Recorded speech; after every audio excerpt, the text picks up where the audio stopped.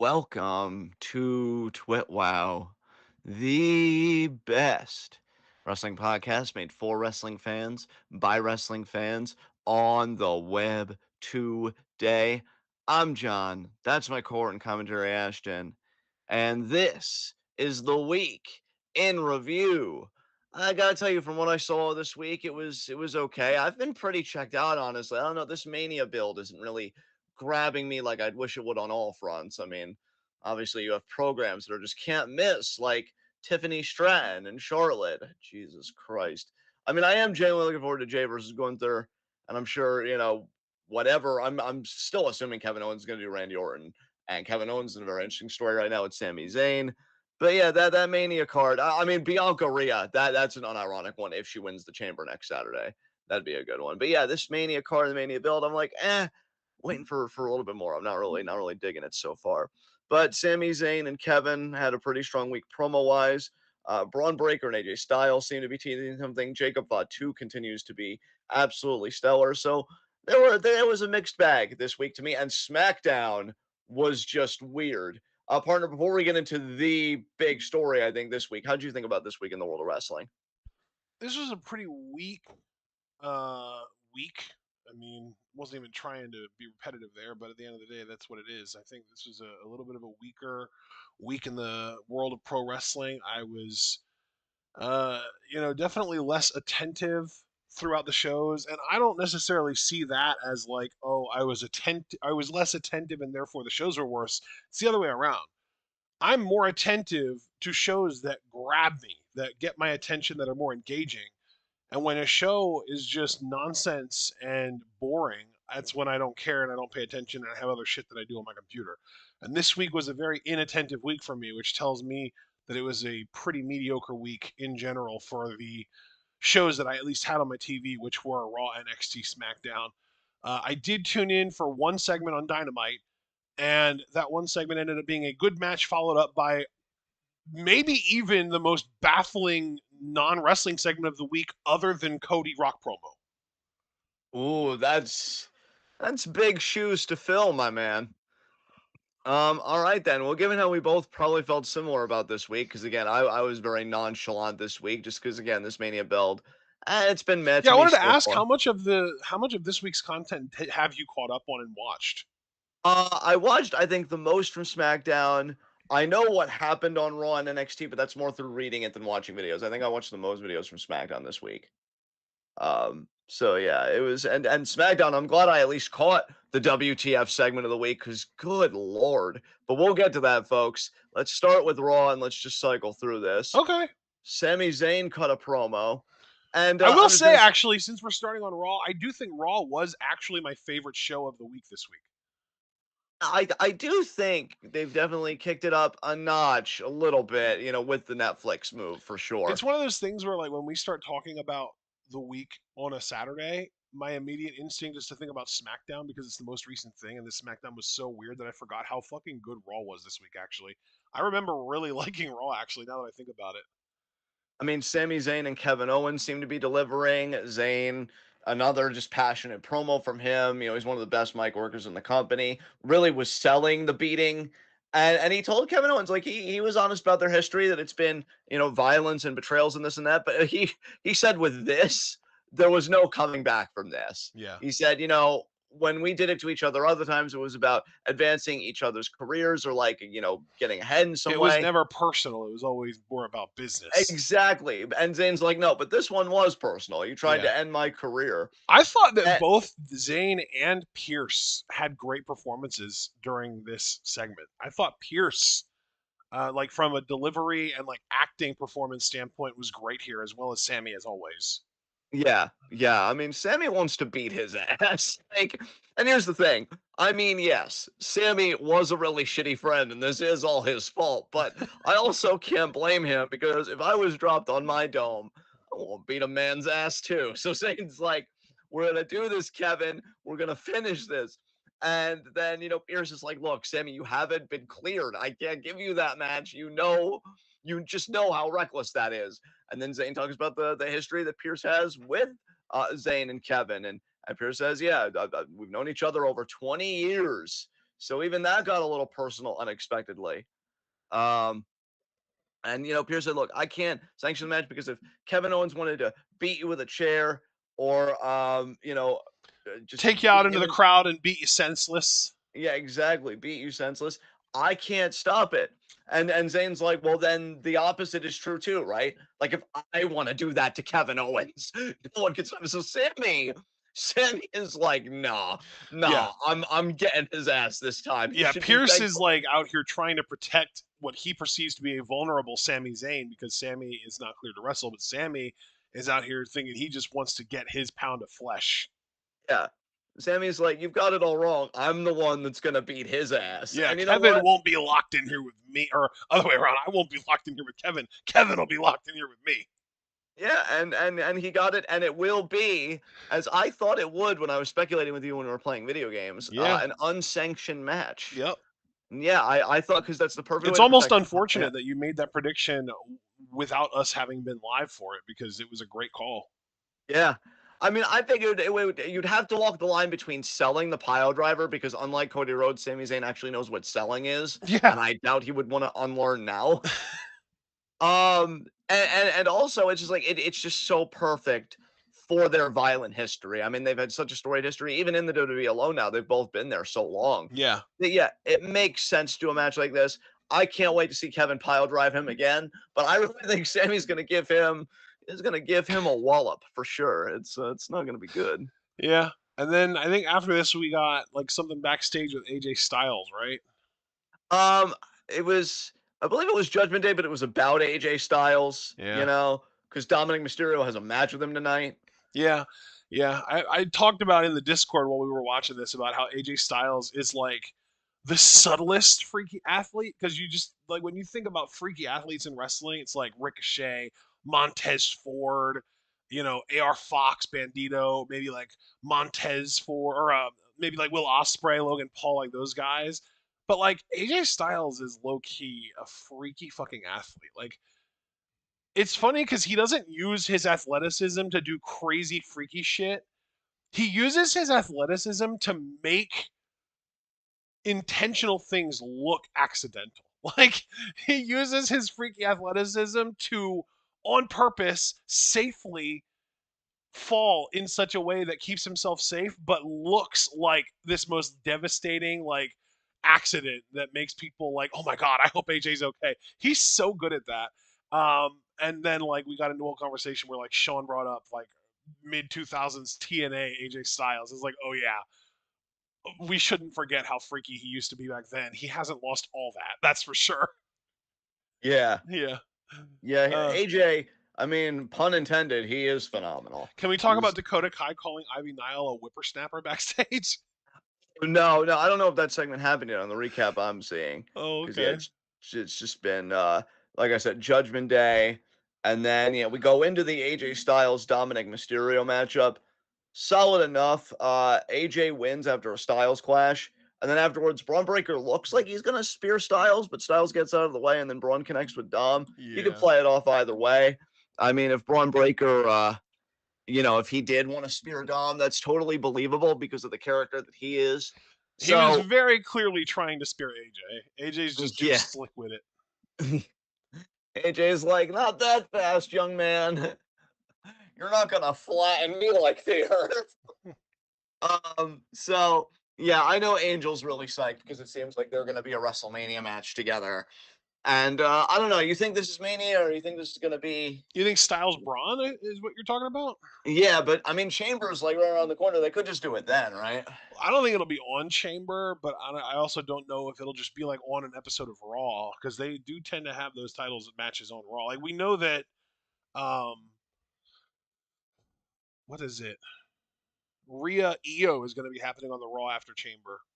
Right, yeah, that's true. So you never know; they might do Braun AJ on a Raw before SmackDown or before WrestleMania. I mean, Yeah, that would be dude, that'd be crazy. This was the Ivy Nile Dakota Kai segment though. They were kind of yes. with the War Raiders Dakota called tag Ivy team. a whippersnapper. I popped. Wow, She's only that's 4, dude. She's only 4 years older than her. Dakota's 36. Ivy's 32. I think Dakota's just being silly. She is. I love her Kiwi accent. Well, you're gonna love this even more because her and Ivy Nile had a match. And it was a Yes. match to determine the number one contender for the Women's Intercontinental Championship, Lyra And Valkyria's this Women's match, if Intercontinental. nothing else, this match exposed how little commentary knows about Dakota Kai's moveset because they had no fucking clue what to call the chiropractor whatsoever. They were Wow. clueless.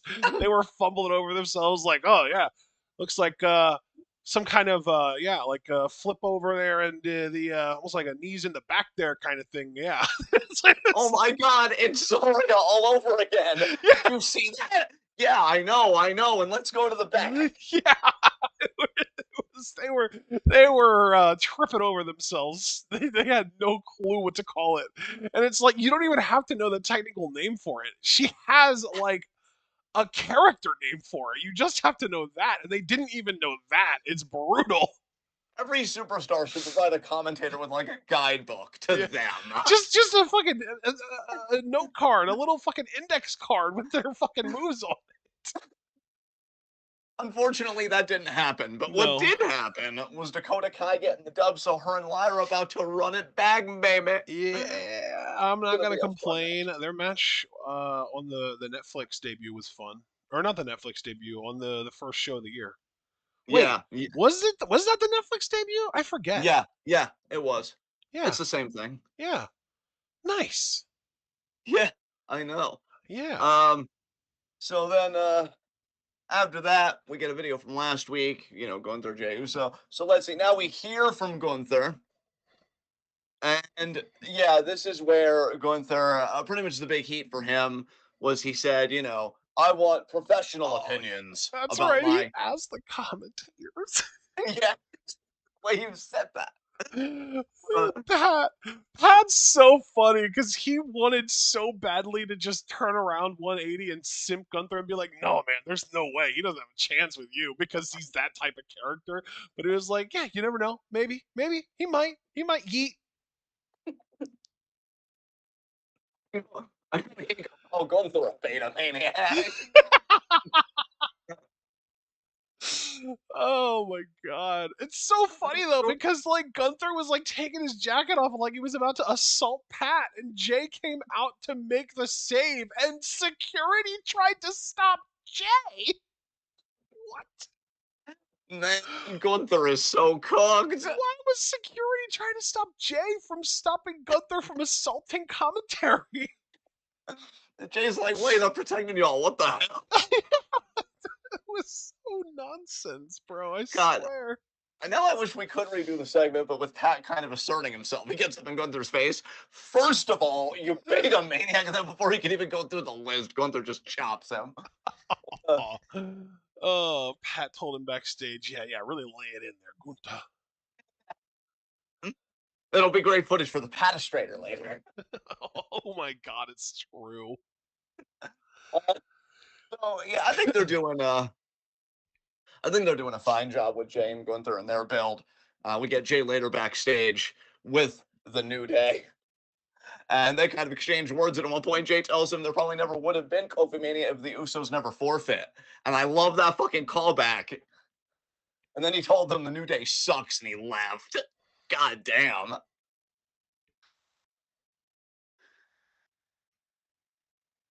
Even Pete Dunne says the New Day sucks. They're alienating everybody. Even the heels that like wouldn't even get a babyface pop. They're like, nah, you guys suck, man. Man, they really fucked up the way they treated E. Yeah, yeah, and Pete Dunne is still exactly the same that he was a decade ago. So it That's shows to show you, hasn't evolved at all. Dude, Pete Dunne's the most disappointing Pokemon ever. bro. Holy shit. Just pokes him with a stick. Come on. Uh, Pete Dunne is Dunsparce. You just catch it in that dark cave early on in Gen 2, and it's like, man, this Pokemon was so rare. It's gonna be awesome. I know it's gonna evolve into something cool. 4 gyms later, it's level 35 and still ain't done shit. What the fuck? so true. Oh my god, Pokemon really can relate to everything. Uh, So Penta beat Pete Dunne. Nobody really cares. Call me when Penta Bro, like, speaking of Penta, did you hear he has a torn bicep? oh my god, already? What the No, fuck? no, you gotta listen though. He was on Celtic Warrior workouts this week, and he revealed to Sheamus that he tore his bicep 3 fucking years ago, and he's just been dealing with it ever since. That sounds horrifying. They showed like he did fucking bicep curls on the video, and his left bicep was moving. It was shifting while he was doing the curls. It was disgusting. That sounds disturbing. It was. You shouldn't watch it. You definitely What should are we not go putting out on of the your way to watch it internet? right now. No, no, what are we putting on the internet? Somebody has to do something about this. Yeah, definitely don't go out of your way to watch it right now on live. Oh god. I feel like you're really strongly hinting that you want me to No, watch no, no, this. no, no, you shouldn't. You definitely should not. Uh but yeah, Penta beat Dunn. And then we get Roxanne versus Raquel for Elimination Chamber. I Ro- loved this match, by the way. Roxanne really got to show out with her technical aptitude. Dude, this match was so good because it completely subverted expectations of anyone going into it that doesn't already know how good Roxanne is. Because like we go into this and you're just thinking, oh man, this tiny rookie from NXT really drew the short straw. She has to go against Liv's gigantic bodyguard with the muscly back. And like the bell rings and Raquel doesn't dominate right away, first of all, which is like, whoa, you're already taken aback if you're new to this, or if you're unfamiliar with Roxanne's game. And then like Roxanne just is able to like systematically, almost surgically take Raquel apart. I think the only thing about this match that did disappoint me is that there was a distraction which did help Roxanne win. I wish she wouldn't have had that. I genuinely wish that they would have just let Roxanne win this thing on her own merits because she if you just base your opinion on how well she was doing prior, she didn't need the distraction. She was destroying Raquel little by little, like death of a thousand paper cuts. She was doing an amazing job. Yeah, I love that for her. I can't wait to see her inside the chamber, bro. It's And gonna the be cool fucking thing about her sick. finish too is that Pop Rocks is a move that actually looks better if done by a person smaller than the person receiving it. It looks Yeah, like the bigger the size disparity, the better it looks. Like if a bigger person is doing it to a smaller person, you can actually run into issues with the person delivering it hitting their head on the mat. But like if the person delivering it is smaller, it looks better. And so like this is a move that Roxanne can do to literally anyone. She could do it to Nia fucking Jax and it would be yeah, believable. And like yeah, she hit it on Raquel. She actually double springboarded into Pop Rocks while Raquel was distracted. It looked great. It was believable. I loved the way that they gave Roxanne the shine and a rub here to have her qualify for the chamber.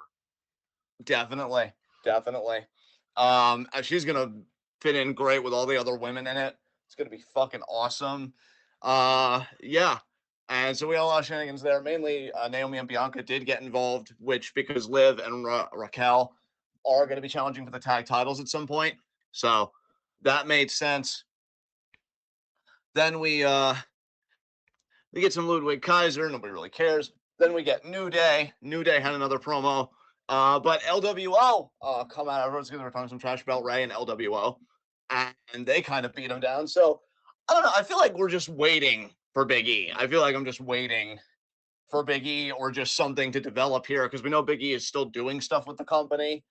I don't know now if he's going to be cleared. I was really sure that he was going to be at first because they said a lot of shit, you know, and it's like, wow, okay. But we just still haven't had anything happen. LWO is fine, but I'm still wondering. But then Wyatt Six are on SmackDown, right? So New Day can't do anything with Wyatt Six anymore. Yep. I am so confused. So yeah, we're gonna have to see what happens there. And Seth Rollins beats Finn Balor in a chamber qualifying match because who didn't see that coming? You know, I mean, Finn has just been so freaking stellar, and he's definitely not going to lose to Dominic Mysterio soon. That's definitely not happening. And that was essentially Raw. Did we talk about LWO getting the 3-on-2 beatdown on New Day?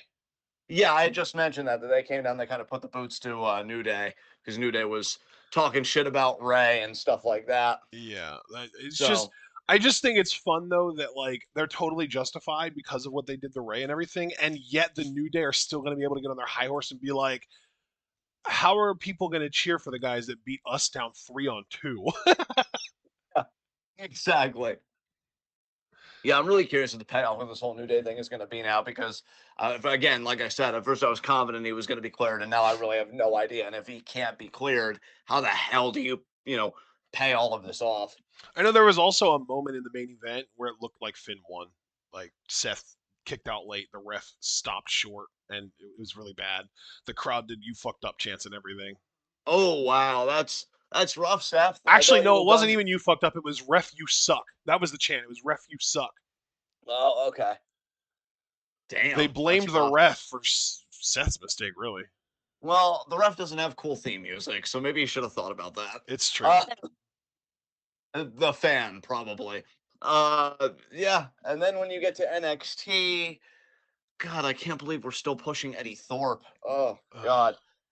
Um, you surprised me when you said that Moose showed up in NXT to confront Oba. So it seems like Yes, they're going to be doing a Moose Oba matchup. I hope Oba Oba showed squashes up on him. TNA this week. That's really cool. Yeah, it does. And TNA, they definitely get the And win in that situation. dude, here's the thing. Not only did he show up, he got the TNA crowd chanting NXT. Oh wow. It's not like he led them either. Like he showed up, his music hit, they did the "ooh" during his theme and everything, and then when the music stopped, NXT chants broke out. No prompt Yeah, that's crazy. on the TNA show. Yeah. Oba's fucking power, that's what a world champ's supposed to do, though. They're supposed to rep the brand. They're supposed to get love for the brand. And look at that. Oh Oba yeah. Femi's accomplished that already. Our NXT champion, everyone. Did you hear the other thing that's going to be going down in TNA regarding the NXT crossover? All I know is that Cora Jade had a segment with Yes. Tessa Blanchard. That's it. Oh, to take it a step further, Cora is going to be challenging Masha Slamovich for the Knockouts title at their next pay per view. Oh, interesting. Okay. Yeah, I don't actually expect her to win it or anything.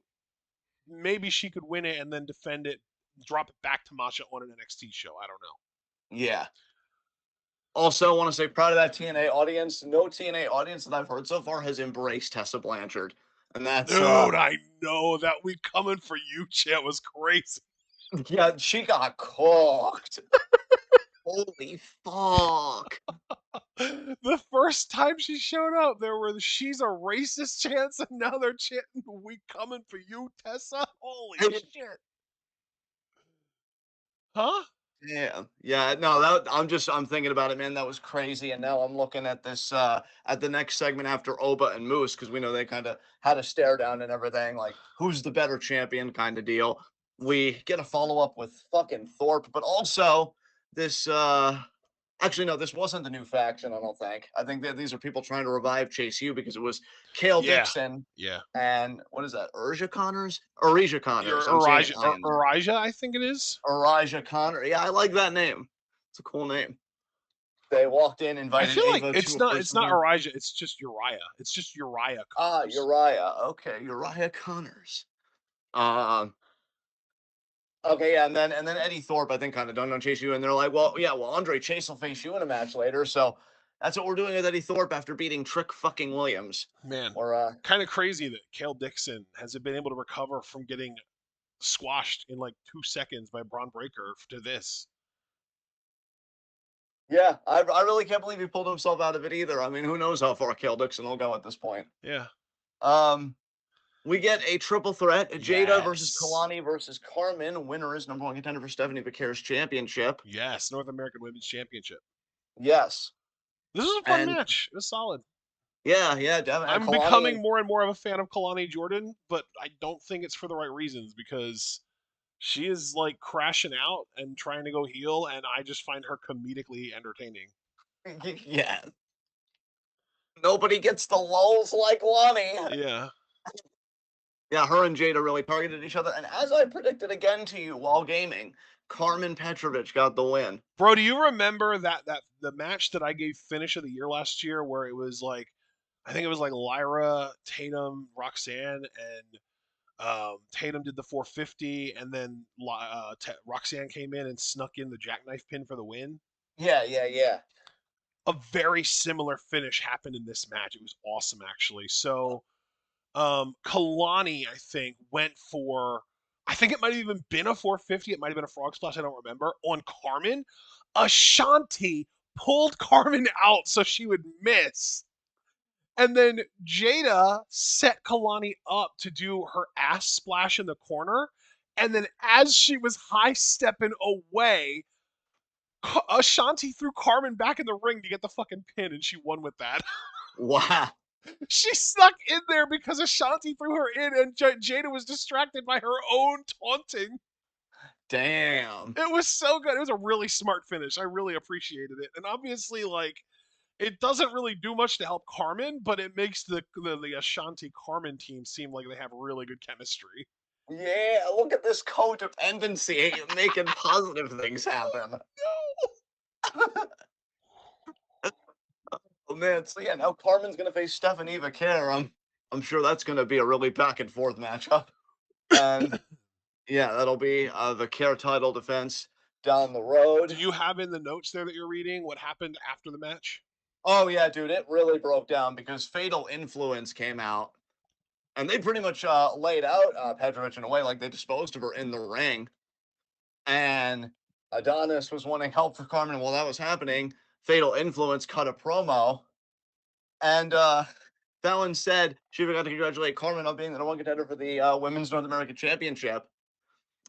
And yeah, as you can tell, Fallon very, very pissed about losing the title at Takeover Vengeance. And I think they wanted to, like, square up with Stephanie.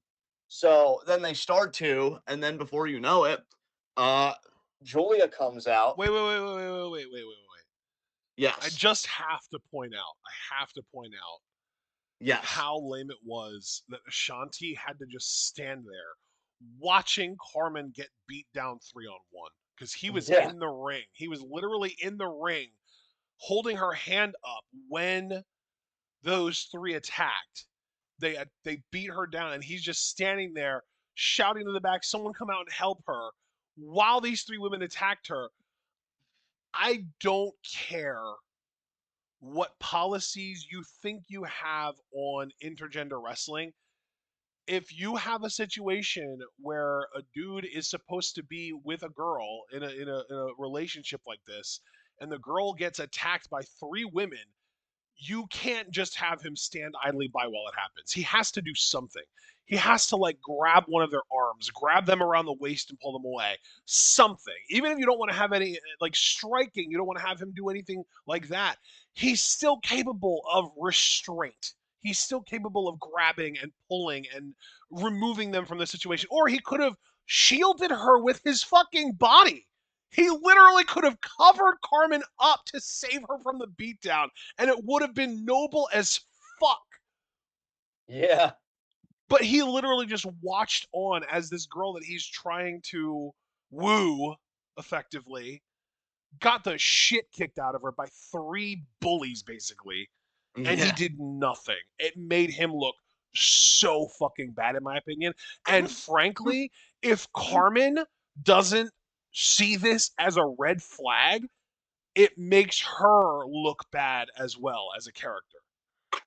Yeah. Like Imagine. if we get to NXT next week and there's no friction between Carmen and Ashanti at all, and there's no like Carmen being like, dude, you just stood there and watched while those three women beat the fuck out of me. How the hell am I supposed to trust you at all with anything?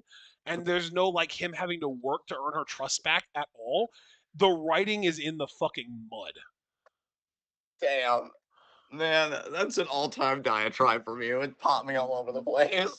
Cause yeah, now I'm just thinking like Shanti just walks up to her, yo, Carmen, you want to get dinner later? Are you kidding me? You Dude, want right? to get loved by three people? Yeah. The fuck's wrong with you? Uh, so yeah, Carmen very clearly had a very awful rest of her night. So then, yeah, Stephanie comes out to confront him. Then Julia to try and even the odds for Stephanie, and then finally Jordan came out, and Jordan Grace, you could tell they're already like building up as a big deal. They made Fatal Influence retreat, but then Jordan Grace said, like, look, if you three want to fight, all three of us against all three of you, we can do that tonight. So it seems like a 6-woman tag is going to be our main event. Stephanie, Julia, and Jordan versus Fatal Influence. And then speaking of the tag division, we get Soul and Zarya versus the Meta Girls, Lash and Jakara. You know, I've really been liking Lash and Jakara. Zarya and Soul really doesn't make sense to me. I really look at Soul as a singles competitor. I really haven't like embraced this tag team. Plus, I think Zarya is going to turn on Soul at one point, but they actually did beat the Meta Girls, which kind of surprised me. So I don't know, man. You think these guys are going to challenge for the women's tag titles at some point? Probably. Yeah. They should, honestly. I mean, I would be way more interested if the Meta Girls already were the champions and we could get more matches between them and other NXT women's tag teams. But yeah, I'm sure that Zarya and Soul are going to get a shot. And I really hope it's on an episode of SmackDown, honestly, because Soul needs to get featured on the main roster. Even if she's not full time main roster, just because I don't know where she's at promo wise, Yeah. she needs to be able to show off what she can do on the main roster. She's really good. Yeah. I don't know where Zarya's at in her progress. Like I don't know. I just feel like we haven't seen enough of her. She had a lot of hype coming in, and she's done almost nothing since. So I Right. can't really speak on it, but I want to see Sol Ruka on the main roster at the very least, just sometimes, so that we can see her get crowd reactions on the main roster. Definitely. Definitely. We get a little bit with Wes and Tyson and Tyreek, but really the main story here is Ricky Starks walking backstage because we're getting ready for his segment. His segment, I'm excited to see Ricky actually compete in NXT, but it seems like his first feud might be with Ethan Page Bro, because Ethan Page interrupts his contract signing. So yeah. This is my third most awkward segment of the week. yeah, After it's the Rock Cody promo and the thing that I'm going to talk about from AEW, this is number 3 for me. This promo segment was awkward as fuck. yeah. Yeah, I just don't like Ethan, and obviously he's still like gloating and crowing about, beating Javon Evans at Takeover I Vengeance. don't even think Ethan was the reason it was awkward. Like the promo, the whole thing, the whole contract signing was awkward as hell because they refused to say his name. They wouldn't even like nobody referred to him by an actual proper noun the entire segment at all. Yeah. Yeah, that is pretty weird. Yeah, it was really fucking awkward. Yeah, I'll fucking say. Plus, I'd already talked to you about if they had really made big mention of AEW or whatever, and you said they kind of alluded to it, but not really. No, So yeah, they didn't even really allude to AEW. They just alluded to the idea that Ricky and Ethan were already friends, and that's right, that's yeah. really the extent of it. Yeah. So I don't know. Maybe this will just be a match they get out at the next PLE. I don't No, I know. don't think we're gonna get Ricky versus Ethan, honestly, because I forget who came out after Ethan. Didn't someone else come out? I didn't think anybody else came Wesley, out. yeah, Wesley came out after Ethan Oh, because right. because Ricky like interrupted Wes's interview backstage. So Wes was like, that's disrespectful. We don't do that around here. And yeah, it ended up leading to them getting a match. Ava agreed to Wes being Ricky's first match. And, once he did sign the contract, we zoomed in on the signature. And that was the first time that we found out what his name is in NXT, which is Ricky Saints. It's not Ricky Starks anymore. It's Ricky Saints. Yes. I think it could grow on me. We'll have I to give don't. it Yeah, I mean, time. I think honestly, low key, I'm gonna just say it right now. If you throw familiarity out the window, from a more objective standpoint, I think Ricky Saints is more marketable and more chantable than Ricky Starks even. Yeah. Yeah.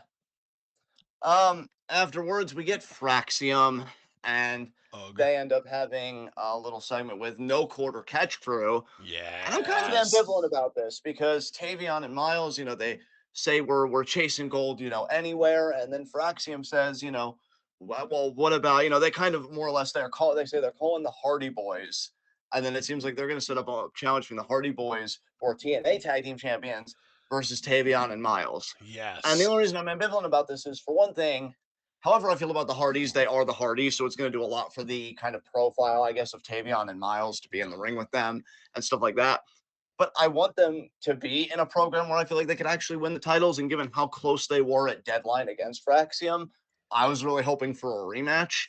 So I guess I'm a bit disappointed about this. How do you feel about this matchup, though? I'm mixed, just because, like you said, it's gonna be, it's gonna bring eyes to the product. I would imagine, knowing that the Hardy Boys are gonna be on NXT, they can literally just advertise that on Raw, and it'll pop a rating. I think on NXT. Yeah, Um, you get, and I also have to wonder if one or both of the Hardy Boys saw Tavion and Miles match with Fraxium at that one PLE against, for the tag titles, and we're yeah, like, oh, we want to work with them. You know what I mean? yeah, Because they seem like wrestlers to me. Like Tavion and Miles seem like the kind of guys yes, that everyone would want to work with to me. Almost like Chad definitely, Gable, actually. They're like cut from similar cloth, actually. definitely, Um, definitely. yeah. So I hope that the match is good. I'm not looking forward to watching Jeff do his diatribe in the wind, but I know that it'll bring eyes to the product. It'll get eyes on Tavion, who's an insane talent, and Baby Orton, Miles, who is, it's going to be really interesting to see how things go for him as his career advances, because like he can't just stay Baby Orton forever. Like the real Orton is going to be around for a while. It's not like you're going to have them both on the same roster at the same time. That would be really awkward. So Yeah, Miles is going to have to like figure out his own identity and grow past just being Baby Orton at some point. But he's really good at the Baby Orton stuff, without a doubt. he's got he's got the idiosyncrasies down pat. That's no doubt. And Tavion is just, I think, a really special talent. yes. God, Tavion's a fucking stud. Yeah. I really hope, I still have hope now that Fraxium have cycled through all the teams that it could still be Tavion and Miles to win the tag titles. But given that they were laid out in the one beatdown segment of Vengeance Day, Obafemi being the other, I have a feeling some combination of that new faction led by Dion Lennox is going to be the ones to beat Fraxium, but we'll see. Then, just to get all the suck out of the way in one foul swoop, Spears beat Lex. Stacks. Oh yeah. Lexus King is facing Moose next week for the X Division title. And Eddie Thorpe beat Andre Chase. So, yeah, seems really, really great. Uh, and yeah, we end up closing the show. Let's see, what did we close the show with? Because I feel like my recap is just, oh, no, no, no. That's right. We had the 6-woman tag. I thought we were at the minute of it. It was a 6-woman tag. Not really much to say here. The super mega babyface team won. Julia, Jordan, and Stephanie. I mean, who could have seen that coming? Uh, and they're standing tall. You have to imagine Jordan Grace is going to be winning gold soon. And who do you think Jordan will challenge first, Julia or Stephanie? Steph. You think Steph? Yeah, I think you're right. Um, After that, we do get one backstage segment. Mr. Stone got beat up and he was backstage. It was writing on the wall saying no one is safe. Ava ran in and she was like, "What the hell happened?" And that was the show. So I don't know. It was the Clearly, new faction that did it, by the way. I'm pretty sure we yeah, saw because them that's right. They exiting. showed the 4 guys leaving the building. Yeah. So at least they didn't, tease us with that. But yeah, they're trying to cause chaos. We'll see how this plays out for them. I just like that Dion Lennox has got something really meaty to do. Guy's immensely talented. So at least they're trying to give him something. And now at last, we come to SmackDown. Good Lord. You know what? Can we Let's change address it up my here. one thing from AEW before we move on to SmackDown? Yeah, you know what? Let's talk about AEW now. What was the It's segment from just this AEW this one week? thing from Dynamite. It was Chris Statlander versus Megan Bayne. Yeah, The match was cool. I liked the match. The match was fun. Megan actually fucking won, surprisingly enough. I know you and I both like Statlander, but you and I are both big fans of Megan Bayne, and she actually did get the win over the more established talent, which I was happy to see. Not happy to see Statlander eating more pins, but happy to see Megan Bayne getting a push. It's really cool to see. yeah, But dude, after the match, you might have seen this already by now because it is kind of semi-viral. Um, to the point that even like Steven Richards did a fucking YouTube video about it and everything. After the match, Thunder Rosa comes out because Penelope Ford and Megan Bayne were both kind of doing a post-match beatdown on Stat, right? yeah. Thunder Rosa comes out with a chair, Oh my. and it's like, oh, she's coming out to defend Statlander. and I guess there must be some kind of feud going on between her and one or both of Bane and Ford. I don't know. But she comes out with a chair and she acts like she's gonna swing it at Bane, and then she just pulls it. Like she pulls back. Like she's like she winds up like she's gonna swing it, and then as the chair's coming forward, she pulls it back. Like she didn't want to actually swing it all the way. Like she didn't want to hit Bane with the chair. And she's just like cocking it. Like she's got it pulled back like she wants to swing it. Like she's threatening them with it, and she's not actually doing anything with it. And then they just leave the ring. Yeah. That's wow. I actually didn't see that. And so yeah, that's I'll have to check that out. I don't know. I'm trying to keep better tabs on AEW, but it is not easy as you know, because I was tempted to keep up with whatever MJF and Adam Page are doing, and but I'm like, nah, I haven't really gotten around to that yet. You know, I try and keep up with some of my faves in AEW, and like this match, when I heard about it, I was like, oh yeah, definitely got to keep tabs on that. And I did, and I was proud of myself for tuning into it when I did. And I even like asked in our live channel, hey guys, ping me when Stat Megasis is imminent. And Dom, you're beautiful. Thank you so much. He pinged me when it was about time. I put the thing on, watched the match. It was about 10 minutes. It was a solid match. Megasis won. I was stoked. And even then, even just barely watching, just cherry picking the shit that I know I'm excited for, I can't escape this weird ass shit. Yeah. God damn it. Oh boy. All right. Well, SmackDown had its own sense of weird. I know I've been going chronologically on the show, but fuck it. We all know what we're here to talk about. What the hell was that promo? Dude, The Rock needs a writer. I'm sorry. Enough of this going out there and winging it off the cuff shit. He needs to have direction. This was rough. Yeah, what the hell was this? Oh, God. I don't understand. I didn't even see all of this, but what I did see made me uncomfortable. I didn't even have full context, and I was uncomfortable. We're fucked. Like, because I came in when Rock was like, "Oh, Cody, what was it supposed to be? It was supposed to be The Rock versus Roman Reigns," and you came out and you said, "Fuck that." And I'm like, "Wait, what? What are we doing? You were nice to him just 2 weeks ago. I feel like, what are we doing?" Um, and so yeah, he does announce WrestleMania 42 in New Orleans. Wow. 12 years after WrestleMania 30, where Bryan won the title in one of the best main events in recent memory. Dude, tell me That's that's not crazy though. That feels like that WrestleMania was like 4 or 5 years ago. It's over a decade ago. What the fuck? time is fucking weird, Dude, dude. COVID ruined my sense of time. I swear it. Same, same. I will never get it back. Everything between like 2004 and 2019 feels like the same thing. Yes. Yes. Like, I couldn't have it said it better happened in myself. 2008. Oh, okay, so it happened in 2019. That's great. All right, cool. Exactly. Recession, yeah, that was before COVID. Okay, so it was in 2019. Nice. Okay, gotcha. Exactly. Yeah, I'm never getting it back. Um, No, it really just it's bad, bad. Cody isn't getting his sense of safety back. He looked like he wanted to cry through this whole thing. I mean, I'd want to cry too if I woke up as Cody Rhodes, but It's this might have true. been even worse. Normally he puts on a braver face about that part though. He couldn't even do his little face twitch and Homelander snarl. It's because he has to be thinking in order to do that. He had to be off the cuff, brother. Yeah, Rock made him tilt his fucking face off. Uh, because he's not all this stuff. And then Cody's like, wait, you want the title? Because Cody is desperately trying to bring back the conversation into a language that he speaks. Yeah, yeah. Rock, He's trying to make it into a promo. He's trying to promote something. He's like, give me something to promote. Give me something to sell, please. and Dwayne wouldn't let him have it. Interrupted him immediately. No, it's not what I fucking said. I said I want your soul. He literally said, "I want your soul." Fucking Shang Tsung Dwayne over here.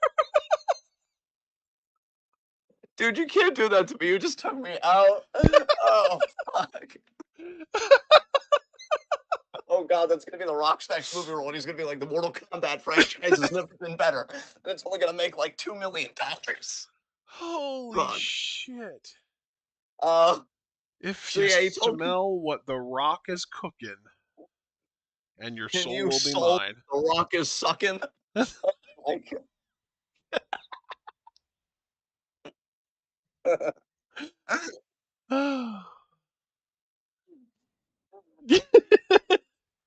He gave Cody something to sell, all right. His soul. Superior Paul said the look on Cody Rhodes' face is a shoot. I believe it too. That's the thing. I believe it for sure. They're like, we're He gonna was take so you on a confused. ride, brother. We are gonna take you on a ride, just like last year. He was so confused. I've never seen him have such baby lamb energy in my life. Deer in headlights, baby. Deer in headlights. What are you doing, Chodius? Yeah. But yeah, the Rock more or less, tells Cody, be my champion. Be my champion. So he wants The Rock wants Cody to serve him and become corporate Cody. And now I should say, before I go any further, I need to plug profusely my co-written commentary here, his Blue Sky thread on this subject, because I thought it was masterful, so masterful that when I realized that I was being manipulated again by a corporation, that's new, I was very pissed about it. So yeah, I would highly recommend you guys go and you read Ashton's Blue Sky Throne on this because he walks us through how we've done this before with Cody. And do you want to give us the cliff notes of that, Bud, in describing this segment? Yeah, absolutely. So the reason that The Rock flipped the switch from "Hooray, everyone! You're getting WrestleMania next year" to "You're a bunch of STD-ridden rednecks, and I am practically the owner of the WWE. After all, I am the head of the board of TKO. I mean, come on, I do practically own this place. I'm the ultimate corporate master here." Is because they want people to not want Cody to turn heel. Because there have been so many murmurs and rumors and so much buzz over the course of the last few months that Cody's going to turn heel.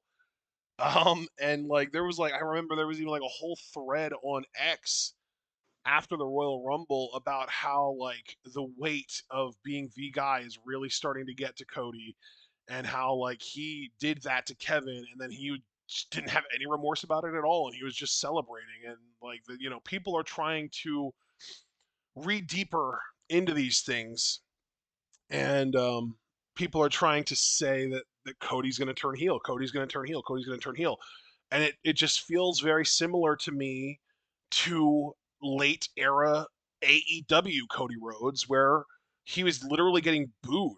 And like there was that one fucking AEW match where he threw his belt out to the crowd and they threw it the fuck back, a la John Cena at ECW One Night Stand. uh, Yeah. and and it didn't fucking matter. He refused to turn heel. He was so adamant that he would never turn heel in AEW that he literally chose to leave the company he helped build rather than turn heel there. He went to WWE because he was no longer over in AEW. The fans didn't want him there, so he said, "Fine, I'm not going to turn heel. I'm going to fucking leave." He turned heel in real life, according to AEW fans, before he turned heel in kayfabe. And I think that that's going to sustain. I think that's going to be the same damn thing here. And I think that the WWE is doing this whole angle with The Rock because of the buzz, because there is this sort of low whisper that like, oh guys, I think Cody is starting to do heelish stuff. I think they're going to turn him heel. I think it's going to happen. I think we're going to get heel Cody. So rather than letting that stay a whisper, they said, okay, let's say it out loud. Let's have someone that we can establish as the top heel in the company want Cody to go heel with him and team up with him, so that it makes the crowd be like, no, no, not like that. Because it's the same as last year. Last year, around this time, right around the time that, like, right after Cody won the Rumble, there were whispers of people being kind of fucking bored of this whole Cody finishing his story angle and just wanting it to be over and being bored with it and like, okay, fine, we're kind of over it, whatever. And then they do the whole angle with The Rock showing up and trying to quote unquote steal Cody's WrestleMania main event. And this fire gets lit under the fan base's ass, and they start to get fucking rabid, pissed off. Like, how dare you take this Royal Rumble win away from Cody? He won the Royal Rumble. He deserves the main event of WrestleMania. All this shit. When I'm still convinced that was the plan the whole time, and they just threw the little rock monkey wrench in there as a way to reignite the passion of the fan base. I think they're doing the same thing here. I think they're just doing this to get people more passionate about wanting Cody to stay a good guy. That's all it comes down to, is they just want Cody to stay face. Cody wants to stay face, and they want the fans to want Cody to stay face. So they have Dwayne show up. They have him do his final boss shtick, heal it up, be weird and creepy about Cody giving him his soul and being his champion and being his brother and shit. And even like kind of hold over his head like, you slapped me, even though that's not even true. Rock slapped Cody actually, and the only guy that ever slapped Rock was fucking Seth, if I remember correctly. Uh, Yeah. and and yeah, they do this whole, gaslighting routine to basically turn the crowd's brain into what they want it to be. They want people to want Cody to stay face because of how many people have been wanting Cody to turn heel lately. They're trying to turn that shit around. Yeah. Yeah, and when I read your whole thread breaking that down, I was like, "You've gotta be fucking kidding." Because like, I was morbidly intrigued by this because this was weird, man. This was weird fucking TV, Yeah, man. but if you interpret it the way that I've interpreted it, it makes perfect fucking sense.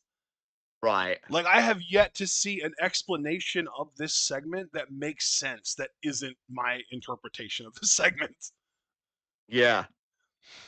Yeah, I really, again, reading your thread, I was convinced that that was the case. And like, see, that I also said on your thread, because then I quote posted it on Blue Sky. This is why Kevin Owens should have won the fucking feud. Yeah. Like, he doesn't need all this to be interesting. He doesn't need all this to get the crowd to care.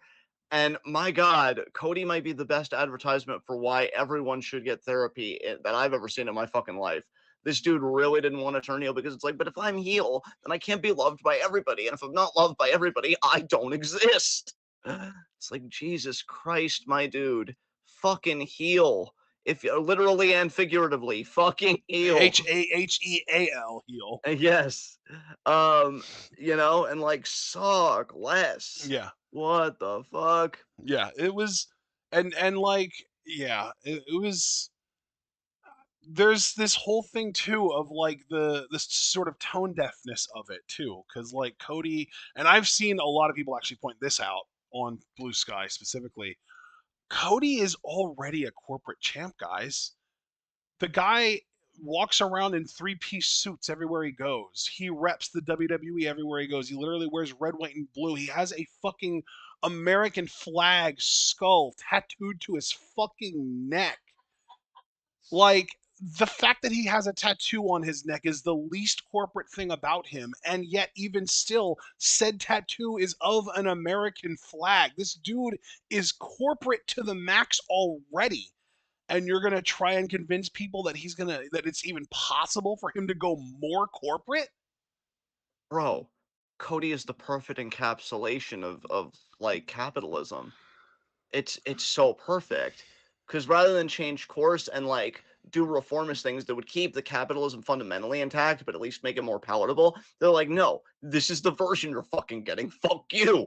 And it makes so much And they sense do it now. by threatening you with a worse version hanging it over your head. Like, it could be worse. You could deal with this. We Oh could my take god, this away. Cody's capitalism.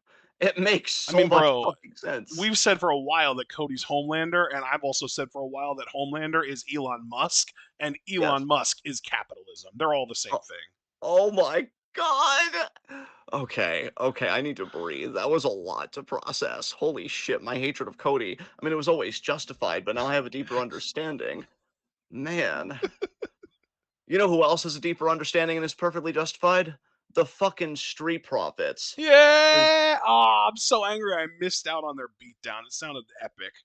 yeah, dude, apparently they laid out Pretty Deadly and DIY when they were having a tag title match. Street Profits were like, "Oh, that's interesting. because last we checked, we're the fucking champions. Hmm. They fucking beat their ass. You know what? I'm for this, man. I'm happy there's a tag team that's like, you guys hate tag team wrestling, Hmm. and we know because we're the best at it, and we haven't been given these fucking titles. Everything goddamn sucks. Um, so yeah, they're really staking their claim. They laid out both these teams, and they know, like, those titles are ours. So I love that they're getting pushed. I really do still hope that it's just a DIY profit singles match, like standard tag match at WrestleMania. Yeah. I don't need it to be a schmoz again. We could do that at Chamber, even if you want to just scratch that schmoz Dude, I itch don't early. think that any more matches are being added to Chamber. Maybe one at most. Yeah, The matches at Chamber are it's going to be the two Chamber matches, the fucking Trish Stratus tag match, and there's one other one that I'm forgetting. Oh, Kevin and Sammy yeah. Kevin and unsanctioned. Sammy Yeah, unsanctioned. Yeah, yeah. I don't think we're going to get more than like one at most other match added. yeah. Because we know this is the age of smaller match cards. Not that I'm complaining, mind you. Because I mean, God, you look at AEW, you'll be grateful for smaller match cards. Uh, Yeah, please, none of that double digit shit ever again. yeah, please God.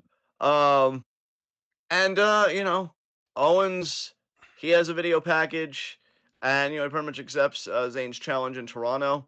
And they asked him, remember you asked for this. Great Dean Ambrose energy there. And it's all your fault, which God, Kevin's going through so much right now, but I appreciate his emotional strength for realizing where accountability begins and ends. Way to go, Kevin. Way to know who actually deserves the blame. What an emotionally intelligent fucking king. God, I love him. Anyway, after that, we get our main event. Jacob and Solo, who, it's still a bit weird because earlier before this main event, they had a backstage segment, and Solo made it seem like he was going to go with one plan, and then Jacob was like, "No, I don't know what you think you're doing, but that's not it. It's not it." So Jacob becoming more assertive in his relationship with Solo, and how do you feel about this, friend? Pretty good, honestly.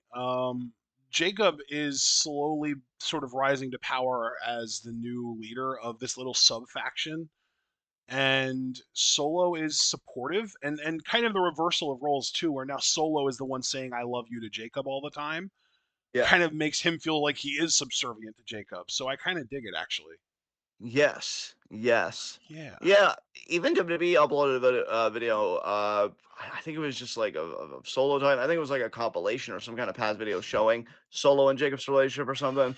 It's like anybody else here feel a little bad for Solo, and it's like, are they trying to make Solo the babyface here? Because I don't Part know. of I me just remember wonders if they're gonna be a babyface tag team. Like if we're literally just gonna get like a modern day Wild Samoan style tag team out of these two guys. that would be really interesting. Yeah. Yeah, we'll see. I We'll mean, see. would literally anyone complain if we got a match between Solo and Jacob as a team and the War Raiders for the tag titles? Because that sounds kind of dope to me. That sounds like a lot of fun. Yeah, that does sound like a lot of fun. Sign me up for that. Yeah. Yeah, I'm just curious where they're gonna go with this, but they do lose in this main event tag match to Strowman and Priest, and so that was unfortunate because I do wonder, like, is this relationship meant to dissolve, and that's why they can't get on the same page and win? You know, um, what's all going on with that?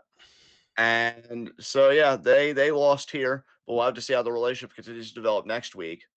And I'm happy for Priest. He does feel like he's cooled off a bit. I know he's going to be in the chamber, but I don't know. I just get upper mid card vibes with him now on Raw, whereas I actually did look at him more as like a main event guy, or excuse me, upper mid card guy on SmackDown. I looked at him more as a main event guy on Raw. So I'll be curious how Chamber will shake out. I can't believe that's next Saturday already. This road to WrestleMania is speeding by quick. I feel like. And yeah, that was all the WWE content this week.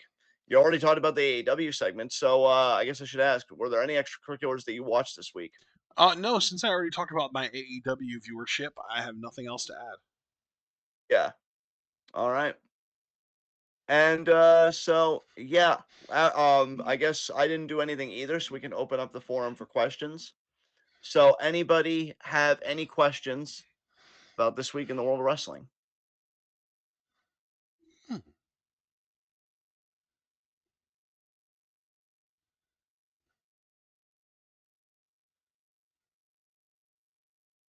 And Caster Sales, how would you feel if Adam Copeland beats Mox for the AEW championship? I'd feel meh. I I mean, this skinhead storyline really hasn't appealed to me. I think it would be dropping the ball because I think you should have one of your black wrestlers do it. Mainly, I know Ashton's been calling for Bobby Lashley to do it.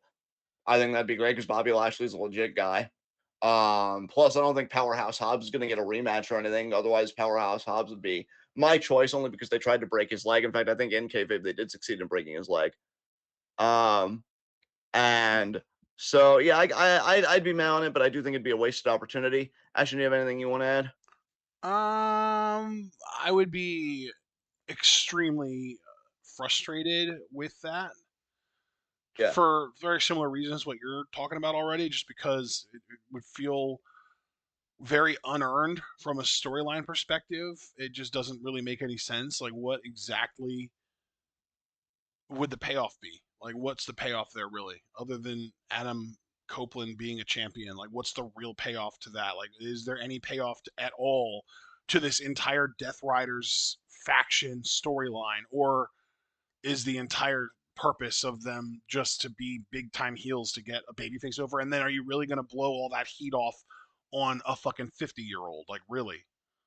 yeah, you're so right, King. AEW sucks. Super Blue, how are you okay with KO being at Sammy's house? Yeah, because that was one thing Super Blue was stressing about the KO segment in response to Sammy. Apparently, Kevin was inside Sammy's house and he was saying, this nice house will be gone because what he's going to do to Sammy and Sammy's family. So, Kevin really took it to what a lot of people would say was a deranged and just really unhinged level. Very, How? very, very personal. I would not say They've that. they, they've been in each other's houses probably hundreds of times before. He probably has literally cooked Sammy's family meals in that house before. What? I mean, Super Blue, look, I'm just saying, if I was Sammy's wife, I wouldn't get rid of Kevin's personal house key just because he dropped my husband on his neck. Okay, I think you're overreacting, Super Blue. It's not exactly a Um, B&E, right? yeah, exactly. Like family friends can't break and enter. Hello, especially when they're Kevin Owens. Duh. Um, Abel said, "Did you acknowledge your tribal chief today?" I acknowledge my tribal chief, Jacob Fatu, every day. Caster Sales, who do you think will win next week, Knight or Nakamura? I hope Nakamura. Fuck LA Knight. Super Blue asked, why'd you skip the tag match of Truth LA Knight versus The Miz and Mello? I already did say I want to try and stray away from line by Oh, line recaps, but yes, that match did happen. that was Miz fun. and Mello I won. liked that. That was fun. I really enjoyed our Truth in that. It was so funny because our Truth was like, this guy is born and raised in Louisiana. It's Louisiana night because LA is the state symbol for Louisiana. It was so funny. I love our Truth. Yeah, Oh he man. he's a national treasure. He's the only time I've ever popped for LA Knight. Yeah, because he's a self-marked shitter. For anybody that needs to know that, I don't know. I feel like we're all pretty caught up. Any other questions?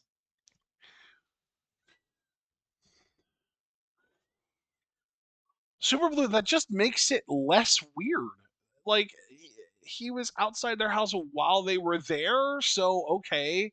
So like he drove there and maybe like he was thinking about going in and trying to have a sit down and a conversation with Sammy, but he was like shy and he decided not to, so he wanted to just record a video of his thoughts to post on SmackDown instead. That's not, I don't understand what your problem is that. Or you're creeped out by the First Amendment, Super Blue. Okay, Caster Sales. Do you think Oba is beating Moose? Absolutely. Yeah, of Fuck Moose. course. He's not gonna drop the NXT title to fucking Moose. What? Super Blue, do you think the women's tag titles will change on Monday? Oh, is that Liv and Raquel versus Bianca and Naomi? I think Bianca and Naomi are gonna. No, I'm Actually, gonna I say think they will drop yes. them. I'm gonna say Liv and Raquel win. Yeah, Yeah, I'm gonna say Liv and Raquel win as well because that would be just before Bianca's in the chamber. We need to like Jade. take this Jade Cargill story in a new direction. I'm ready for the next step of that story. So yeah, losing this seems like the perfect time to lose. So I too will say yes. I have this weird gut feeling that Bianca is not going to be 100% apologetic towards Jade after Jade reveals that Naomi is the one who attacked her. But she's also not going to be happy with Naomi because Naomi cost her the IC title, and it's going to lead to a triple threat between all three of them at Mania. Yeah. Ooh. Like I'm Ooh. thinking we're gonna get something that goes down where Jade reveals that it was Naomi who attacked her. Bianca looks at Naomi with that look of like, "What the fuck? How dare you?" kind of thing.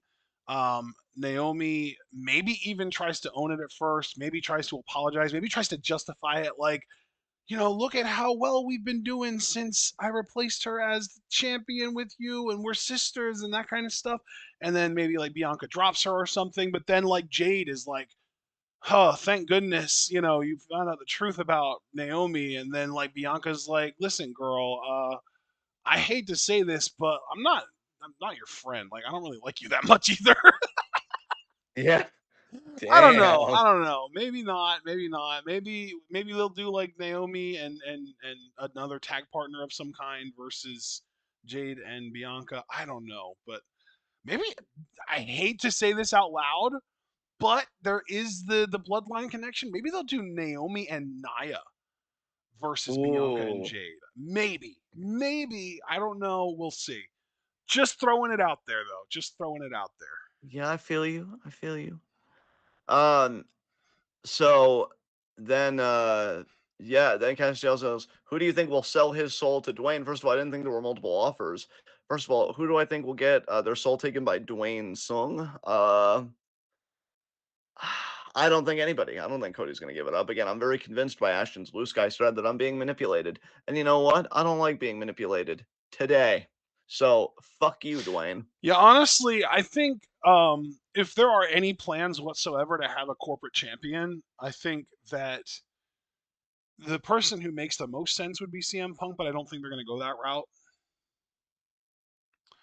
Yeah, Um, yeah, I think I agree. Actually, I no, I don't even just agree. I definitely agree because again, I don't know. Yeah, that was what I quote tweeted your post with. I think I quote tweeted two different aspects of the post because I know with the one I posted the CM Punk quote. I'm not here to make friends. I'm here to make money. So yeah, Punk is perfect.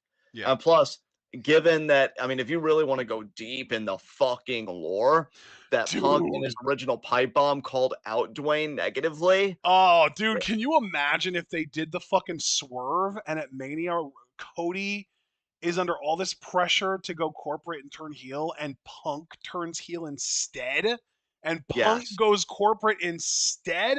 I still don't think that match is even going to happen. I don't think we're even getting Cody Punk. I think we're getting Cody Cena, honestly. I'm genuinely convinced that that's what we're getting, and it's going What to if he be would do it with Cena though? What do you think is the bigger deal, doing it with Cena or doing it with Punk? doing what? Going corporate? Because what if Rock could turn Cena? Imagine how fucking No, crazy that Cena. would Well, they be. wouldn't. No, Cena's untouchable because it's his retirement year. He's not doing anything like that. I guess you're right. I guess you're right. They're not going to sully his retirement year with a heel turn. I really don't think so. That would be so weird, but Yeah. man, I'd be glued. No, I think I do think the match is going to be Punk, Roman, Seth, or Punk Paul. One of the two. Yeah, And God, then CM Punk. Cena. CM Punk has gone through this whole odyssey, and he still can't main event WrestleMania. Way to suck! I would have done it on my sixth try, Mark. Uh, Sixth try. Wow. I love how you don't even have the self esteem to be like, oh, my first try, or even second. No, you say sixth. And you're still shitting on Punk because this is like, what, his 11th WrestleMania or something? he's cocked. Uh, He's washed. Super Blue, why does Lexus think he can beat Moose with the X Division title? He's Lexus fucking King. Oh Have my you heard him god. talk about Super himself? Blue, why are you asking us why a television character thinks of himself in a certain way? What? Why does LA Knight think he's good at this? I don't Yeah, know why do things. you think LA Knight is good at this is the real question. I'm squeeing a lot. So then Abel asked, "Is The Rock an adrenaline junkie, and is that the reason why he wants Cody's soul?" Yeah, Huh? sure, Abel. We'll go with that. Oh, it's a reference to Cody's theme song. Yes, Adrenaline in my soul. That whole thing. the theme song fucking sucks. It really does. What are CM Punk's chances of winning the chamber now after the Soul segment? I think we kind of answered that, After saying this Cena. soul segment. Okay, That popped me a little too hard. Uh, any other questions?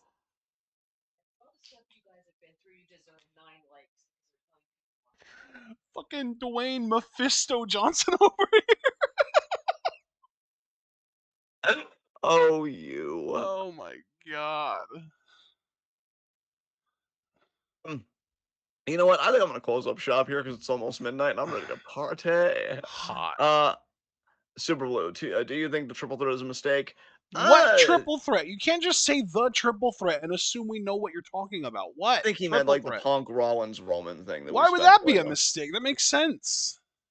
Yeah, I don't know. Like I said, the Roman would have been cool as a singles match, but I guess we've seen that enough that a triple Knowing threat's fine. Triple Plus, H and knowing how much he loves booking white boys singles matches at WrestleMania, it won't be that. We'll get Punk versus Logan Paul 1-on-1 and Seth versus Roman 1-on-1. God, yeah, because we already know that Punk and Logan jaw jacked, in a promo together on that Yeah, that Raw because where Logan Logan beat Ray. eliminated Punk from the Rumble, and like Yeah, Punk eliminated Seth and Roman from the Rumble, and like Seth was angry, but he was angrier at Roman. Obviously, he took it out on Roman. He curb stomped Roman, both with the double stomp and onto the stairs. And like, it's clear that they're setting up Seth and Roman to do something, and they didn't even really have Seth do much with Punk. Like they were like pull apart fight. yeah. Oh God.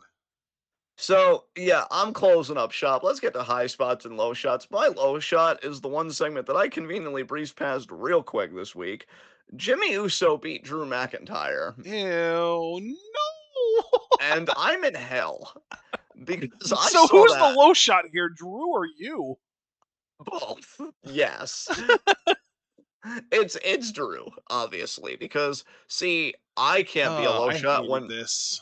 my shoulders were never pinned by Jimmy Uso. I Um, hated this so much because like they do this way too much, and even just specifically with Drew, where he'll lose a match and then beat the shit out of the guy that just beat him in the match to get his heat back. And it's like, dude, if you're this much of a tough guy that you can beat the shit out of this guy after the match, why didn't you just do that during the match and win the fucking thing? yeah. Fuck. But no, he got caught by an electric chair pin because that happens a lot. And Jimmy Uso wins. What the He's a fuck? Wait, what do fucking you mean an twin, electric WWE. chairpin? Like Japanese ocean cyclone suplex? Yeah, like well, because Drew was going for the reverse Alabama, and remember Jimmy rolled through and he got the victory roll because he had both of Drew's legs hooked. That's what a victory roll looks like when you roll down from the shoulders Oh, and you well, hook you both said an legs. electric chair pin. Well, yeah, because it was like an electric chair position. Well, it was like again a reverse Alabama slam. He lifted him up, but then Jimmy kind of stayed on his shoulders for a second to negotiate the victory roll. So it Oh, was okay. like I gotcha. he went from Gotcha. I Alabama slam. Okay, you understand. see, yeah, you Yep. get what I'm saying. So yeah, he caught him, and he's a fucking twin, and I don't know why they're pushing him, but this is my life now. So yeah, Drew McIntyre is my low shot. He's gonna be Nakamura's challenger at Mania. Watch. Oh Jesus He's gonna win the Christ! fucking title too. Everything you're saying to me is fucking hideous. Mm-hmm. Who's your low shot? Um, Ashanti. No, I'm just That would have been hilarious. kidding. You know what? I will throw an honorable on Ashanti because he might have helped Carmen win the match, but he did not help her avoid getting beat the fuck out of afterwards. My actual low shot though is gonna go to let's keep this relatively simple, I think. Um See, when the pressure gets put on me, my mind just goes blank and I just can't think of anything that happened this week, even though we just talked about everything that happened this week. I'm here for you. It'll be okay. Um you know what? I am gonna have a good low shot. Raquel Gonzalez or Raquel Rodriguez. It's Rodriguez now, right? Yes. Yeah, Raquel Rodriguez, because she got given what on paper should have been the easiest slam dunk qualifying match in the entire field, and she still lost to the miniature sized rookie. Yeah. That's pretty bad. Mm-hmm. Um, so yeah, I guess for high spot, fuck. Um, You know what? I guess for high spot, I'll go with my girl Roxanne Perez because Hmm. she beat Raquel Rodriguez, and yeah, that chamber is stacked, and she's gonna be, she's gonna be the highlight reel, I think, of that chamber. Either her or Naomi's also in it, so it could be Naomi. Yeah, I'm excited. I'm excited for really everybody in that match. Should be fun. So, who is your high spot? My high spot is going to be. Hmm. I'm gonna say. You know what? Tempting as it may be to make a meme out of this and say Dwayne, I am actually going to give my high spot to Ricky Saints because he had a really good contract signing performance, even if the segment itself was awkward because nobody wanted to say his name. He's got a really fucking good debut match set up against Wes Lee, and his name could have been a fucking disaster, and it's actually really good. So wins all around for Ricky Saints. Props to him. Yeah, all right. And with that, folks, this has been the week in review. This has been TwitWoW, the best wrestling podcast made for wrestling fans by wrestling fans on the web today. I'm John. That's my co-ordinator coming to Ashton. Guys, be sure to like the video as you follow out, subscribe, click the bell icon for notifications. Soon as that to all goodness. Check out everything we're involved in the description box. Follow us on Blue Sky and Twitch because we are the best wrestling podcast in the AWC. And we will see them again. We have what, Mother Gold this Tuesday? Yeah, wait, maybe. You know what? Why don't I look it up and find out for sure before spouting off at the mouth?